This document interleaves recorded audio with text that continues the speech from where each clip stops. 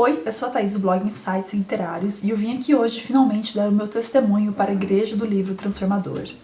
A Igreja do Livro Transformador é uma espécie de movimento cultural de incentivo à leitura promovida, ou criada na verdade, pelo autor Luiz Rufato.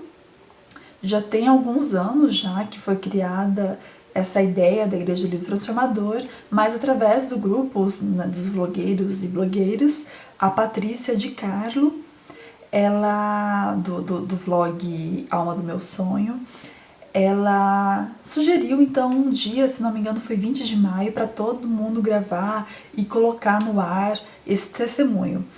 Eu, por motivos X aleatórios, dor de garganta e etc., eu acabei postergando um tanto. Eu também perdi um pouco de tino com essa questão de câmera, então tá um pouco mais difícil voltar. Mas, de qualquer forma, já gravei isso trocentas vezes. Mas, enfim, voltando ao assunto, né, a Patrícia de Carlo, ela deu essa sugestão da gente fazer esse testemunho. Então, agora é a minha vez. A Aini já deu seu próprio testemunho, né, também aqui do vlog do Insights Literários. Vou deixar o link para vocês verem, caso não esteja aparecendo aqui do lado. E vamos ao que interessa. Grande parte dos livros que eu li até certa idade eram muito focados na aventura, né, de um grupo de amigos que se aventuravam, ou de uma menina que se apaixonava pelo menino e coisas do tipo, ou então animais, né, que tinham altas aventuras juntos. E bom, ok, né, eu lia, alguns gostavam, outros não, mas um livro que creio que começou a despertar um gosto maior de leituras extracurriculares. Não que alguns livros intracurriculares, digamos assim, não tenham me tocado. Alguns me tocaram bastante, como A Revolução dos Bichos, que foi uma professora da 7ª série que me apresentou, fiquei fascinada, apesar de não entender todo o contexto político que circunda a discussão que o George Orwell faz, né, nessa obra. No período eu achei interessante por si só essa discussão de poder e etc, né? Alguns livros do Fernando Sabino também foram bastante interessantes, mas era assim, aquele interessante de, pô, que história legal. Não era assim, caramba, me tocou, despertou e, né, me transformou, como é a proposta desse testemunho. Eu digamos assim que o livro que começou a despertar esse gosto que eu tenho, ou esse gosto literário que eu tenho, foi o Vampiro Lestat.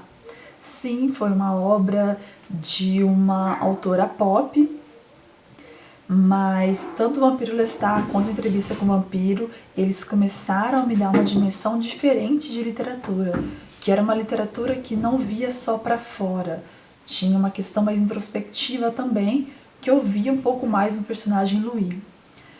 Isso já me causou um diferencial, né? Me mostrou um diferencial de literatura que me deixou curiosa, um pouco mais curiosa para conhecer outras obras. Mas foi especialmente com Crime e Castigo, do Dostoiévski, que assim fui arrebatada finalmente para o mundo literário. Eu acredito que seja porque teve esse olhar para dentro. As aventuras deixaram de acontecer fora dos personagens e começaram a acontecer dentro do protagonista. Então, no meio de tantos delírios, de tanta loucura, eu acabei me encontrando. Por que será? Mas eu acabei, assim, achando interessante também o universo interno que pode ser desenvolvido pelos autores de livros. Então, realmente, o Crime e Castigo foi um livro assim, que me marcou completamente nessa trajetória aí enquanto leitora. Só fazendo um adendo, se não me engano, tem um fórum da Denise, eles vão fazer uma leitura de Crime e Castigo esse mês, então se vocês estiverem interessados, eu vou deixar o link por aqui para vocês darem uma olhada e de repente adentrar nesse universo sensorial, introspectivo e existencial que o Dostoiévski desenvolve com Crime e Castigo. Paralelamente a isso, eu comecei nesse período a fazer um pouco de teatro, aqueles teatrinhos de escola assim, sem futuro, só que ouvindo o professor falando, ele comentou sobre Stanislavski, que é, na verdade, um diretor, digamos assim, um teórico do teatro que trabalhava sobre a construção de personagens. Ele não recomendou como leitura obrigatória, mas ouvir esse nome estranho, né? Dostoiévski, Stanislavski, esses nomes russos, assim, sempre, nossa, né? Que glamour. Então eu fui atrás ver.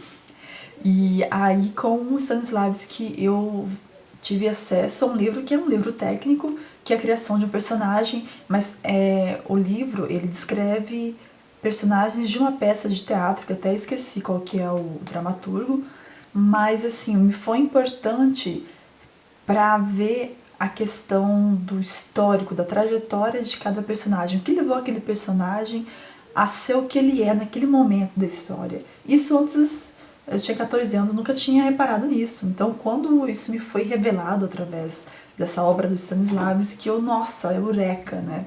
E aí tudo mudou.